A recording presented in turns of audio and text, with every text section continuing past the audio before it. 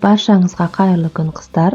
Менің арнама қош келдіңіздер. Бүгін сіздермен осындай әр өңірде әртүрлі аталатын, кей жерлерде нан салма, кей жерлерде кеспе қамыр деп аталатын кешкі ас дайындайтын боламыз. Ең алдымен қазанымызға осылай майымызды құйып, жақсылап қыздырамыз. Және кез келген етті қолдансаңыздар болады. Мен сиыр етін қолдандым. Жақсылап осылай 4 бұрышты кубиктап етіп турап алып, майға қуырып аламын.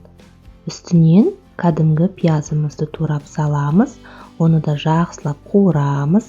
Оның үстінен сізде егер тәтті болгар бұрышы болса, тәтті болгар бұрышын қоссаңыз болады, болмаса қоспауға да болады. Барлығын жақсылап қуырып, бір келкі отта тағамымызды дайындайтын боламыз.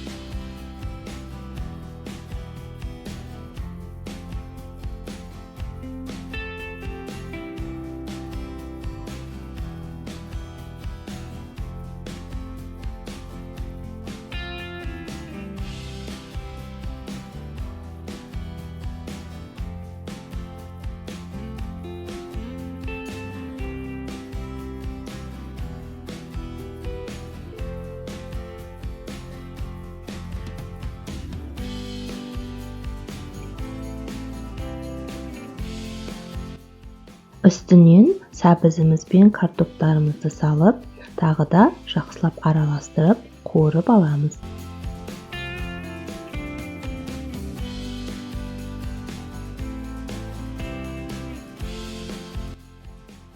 Тағамымыз қызыл әдемі болып шығу үшін томат пастасын құямын 2 ас қасық және 2 ас қасық соевый соусты құйып араластырамыз.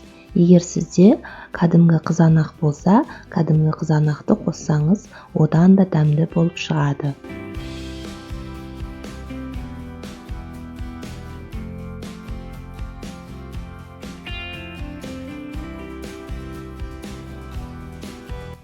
Барлығын жақсылап қуырып алғаннан кейін, үстіне салқын суымызды құйып, қайнатып, етіміз және де көкөністеріміз піскенше жақсылап араластыра отырып пісіріп аламыз. Енді тағамымыздың қамырын дайындауға кірісеміз. Ол үшін салқын суымызға 1 жұмыртқамызды салып, үстінен тұзымызды және 2 ас қасық зәйтүн майын құйып, жақсылап араластырамыз. Араластырып болғаннан соң електен өткен ұнымызды 2 бөлікке сала отырып, қамыр илейміз. Дайын қамырымызды 10-15 минутқа июі қанғанша тындырып қоямыз.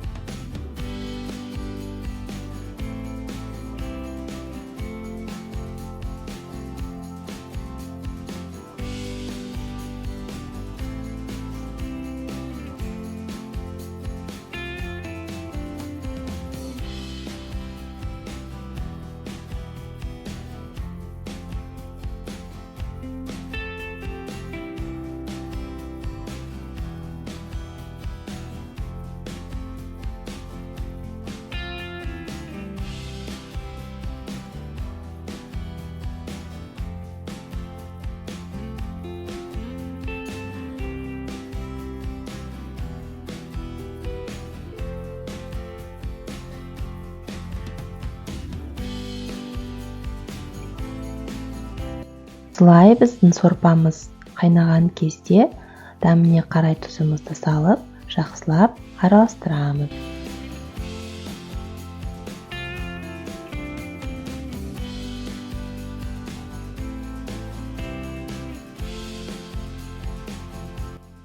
Енді қамырымызды жаюға кірісеміз. Осылай бірінші кішкене оқтаудың көмегімен үлкейгенше жайып аламын. Болғаннан кейін кішкене үлкейіп, үлкен оқтаумен қамырымызды жайып шығамыз. Қатты жұқа қылып жаюдың қажеті жоқ. Орташа қалыңдықта қамырымызды бір тегіс әдемі етіп жайып аламыз. Егер сіз қамыр жаюды енді үйреніп жүрген жас қыз келіншек болсаңыз, және қамырыңыздың жан жағы желбіреп бір келкі шықпаса, онда қамырды күш салмай, жай ғана айналдыра отырып жайып көріңіз. Сол кезде сізде барлығы шығатын болады. Және қамырымызды осы видеода көрсетілгендей орап, әдемілеп кесіп аламыз. Арасын осылай ашып 10 минутқа қалдыруға болады. Одан артық қалдырсаңыз, бір-біріне жабысып қалуы мүмкін.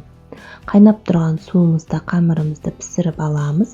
Әдемі ыдыстарымызға орналастырып, үстінен піскен осы сорпамызды молынан құйып, арасына қамырдың сорпасынан көбірек құйсаңыздар, дәмді болып шығады. Осылай орналастырып, бетіне қалаған көк шөптеріңіз болса, соны сеуіп, ыстық күйінде тағамды ұсынамыз. Өте дәмді болып шығады. Менің отбасыма, өзіме бұл тағам қатты ұнайды. Біз жиі-жиі үйде жасап тұрамыз. Сіздер де жасап көріңіздер, барлықтарыңызға ұнайды деген ойдамын. Аз болсын. Егер менің арнама тіркелмеген болсаңыздар, менің арнама тіркеліп, маған қолдау білдіріп отырыңыздар. Келесі кездескенше аман сау болыңыздар. Сіздермен бірге болған әдемі, әрдайым жақсы, бейбіт күнде кездесейік. Сау болыңыздар.